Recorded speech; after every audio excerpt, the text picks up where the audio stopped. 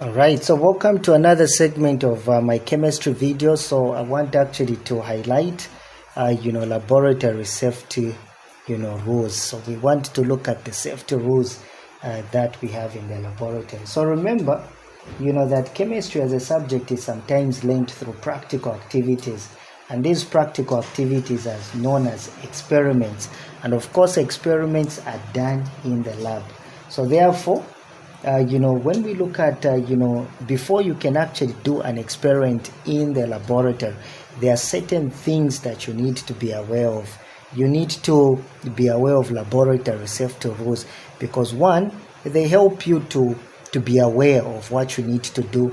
They help to prevent accident, injury and death to you as a student that is actually carrying out the experiment. And hence there are these safety rules that you need to know, so that you can be equipped, so that you minimize causing any accidents and death to yourself. So there are so many laboratory safety rules, but I'm just going to talk about a few in my discussion. But of course you can look at, for each of the laboratory safety rules that you come across, you need to think about why is it important. So that aspect is actually should come to actually the fore. Remember, when you're in the lab, safety should always come first.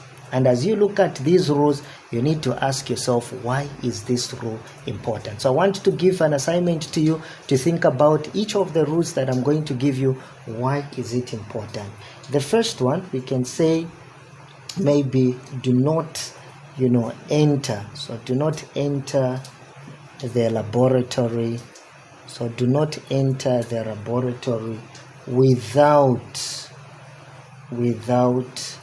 the teacher's permission. So do not enter the laboratory without the teacher's permission. Another one that we can talk about, maybe that I can simply give you, we can simply say never eat, drink or chew gum in the laboratory. So never do that. Now why?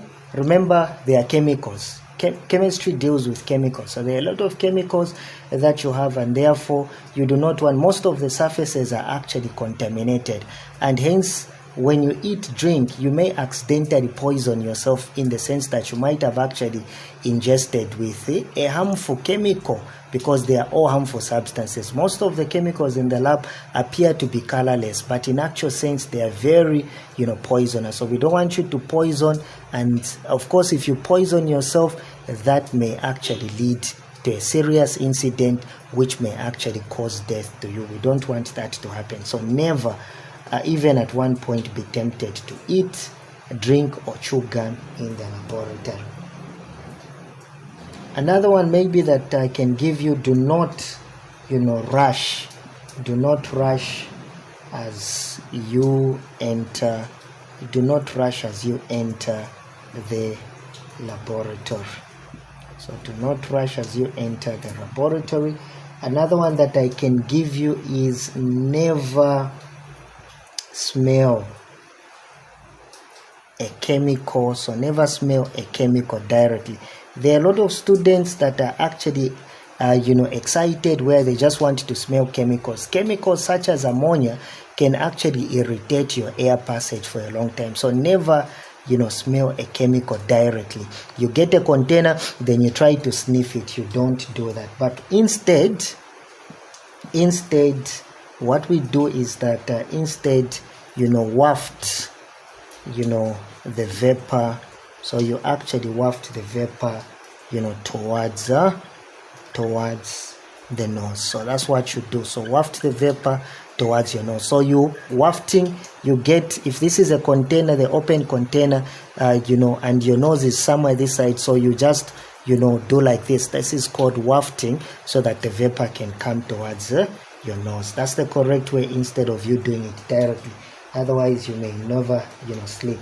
Another one that we can talk about, never do an experiment So never do an experiment without your teachers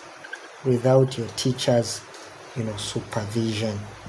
So you don't know, you are not aware of how some of these actually react. For example, when it comes to how to dilute an acid, is it acid to water or adding water to an acid? So you need to remember that. But of course, when you want to know how we dilute acid in this case, you should follow the AAW. So that is, we add acid, we add, in other words, I can simply say, add acid.